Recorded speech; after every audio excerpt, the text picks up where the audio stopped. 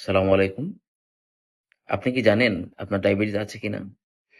অনেক মানুষ আছে যাদের ডায়াবেটিস আছে, কিন্তু তাদের ডায়াবেটিস ১ম এ ধরা পড়ে না। কিন্তু যখন আনকন্ট্রোল হয়ে যায় তখন তারা ডায়াবেটিস এর লক্ষণগুলো প্রকাশ পায়।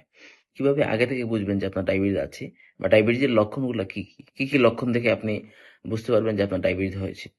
তার মধ্যে ১ম হচ্ছে আপনার বেশি, বেশি প্রস্রাব পাবে আরকি। যেটাকে আমরা বলি পলিইউরিয়া।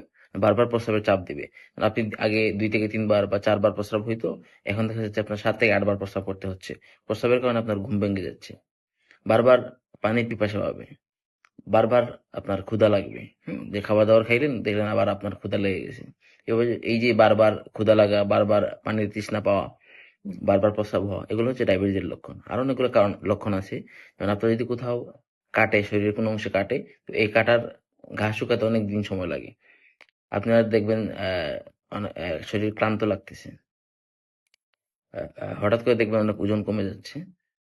চোখ ঝাপসা, ঝাপসা লাগতেছে। এই লক্ষণগুলো মোটামুটি দেখলে আপনি বুঝতে পারবেন যে আপনার ডায়াবেটিস হয়েছে। কি, কি টেস্ট করে বুঝবেন, কনফার্ম হবেন যে আপনার ডায়াবেটিসটা আসলে আছে।